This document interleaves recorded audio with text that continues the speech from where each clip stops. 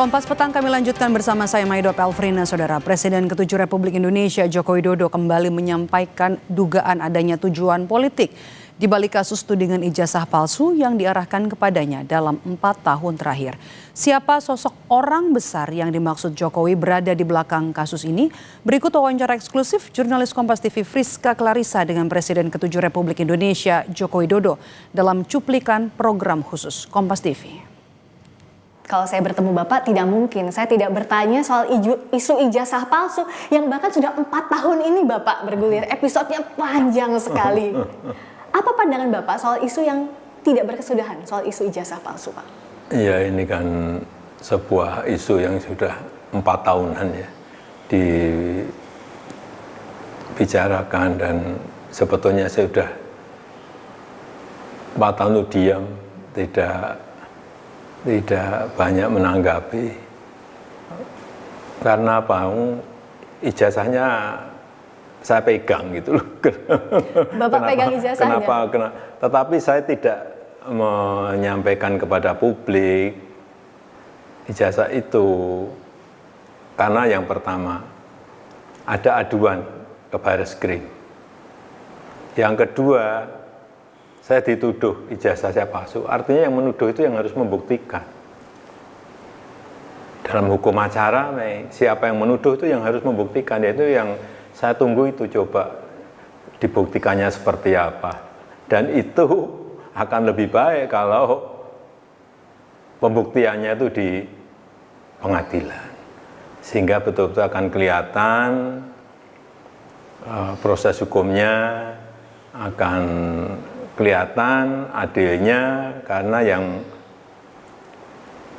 memutuskan adalah di pengadilan. Karena yang membuat ijazah saya sudah menyampaikan asli masih tidak dipercaya, gimana? Dan yang saya lihat ini memang ada agenda besar politik, ada operasi politik yang sehingga bisa sampai bertahun-tahun nggak rampung-rampung karena keinginan mereka untuk mendowngrade, menurunkan reputasi yang saya miliki, meskipun saya nggak merasa punya reputasi apa-apa. Tapi menurut Bapak, kenapa? Apa di balik itu? Menurut Bapak, kenapa harus diturunkan reputasi Bapak melalui isu ijazah ini? Ya, mungkin untuk kepentingan politik. Kenapa sih kita harus mengolok-olok, menjelek-jelekan, merendahkan, menghina, menuduh-nuduh? Semua dilakukan untuk apa kalau hanya untuk main-main? Kan mesti ada kepentingan politiknya di situ. Tapi sekali lagi, mestinya dalam masa-masa ekstrim seperti ini kita konsentrasi untuk hal yang besar. Untuk strategi besar negara, untuk kepentingan yang lebih besar bagi negara ini. Misalnya tadi yang berkaitan dengan menghadapi masa-masa ekstrim, menghadapi masa-masa perubahan karena artificial intelligence, karena humanoid robotik, sehingga jangan malah energi besar kita pakai untuk urusan-urusan yang sebetulnya menurut saya urusan ringan. Menurut Bapak masih yakin dengan pernyataan Bapak sebelumnya ada agenda besar dan ada orang besar di balik kasus ijazah? Saya pastikan, iya. Bapak sudah tahu. Gimana? Kira-kira siapa di balik itu? Ya, saya kira gampang ditebak lah. Tapi tidak perlu saya sampaikan.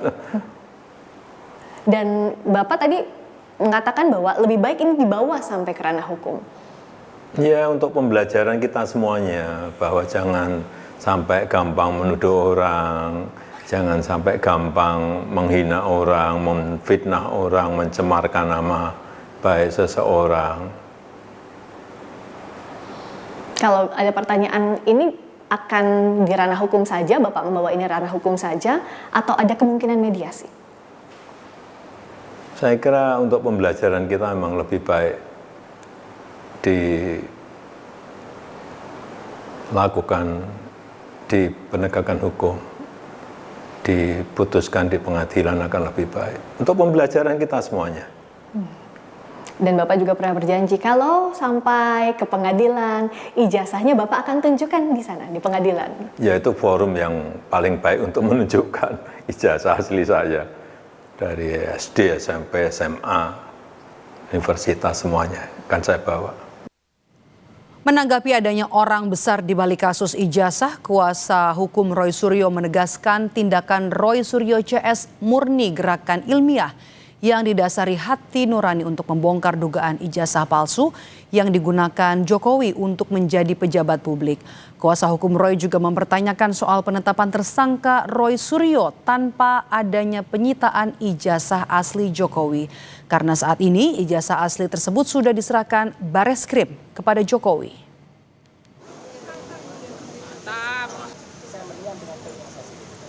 Kembali bahwa tidak ada orang besar di balik gerakan ini.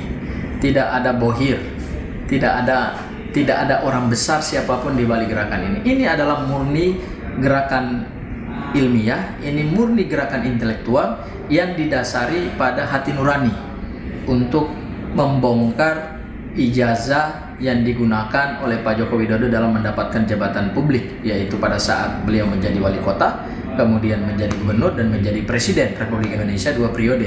Menurut saya pernyataan-pernyataan Pak Joko Widodo ini justru membuat blunder baru.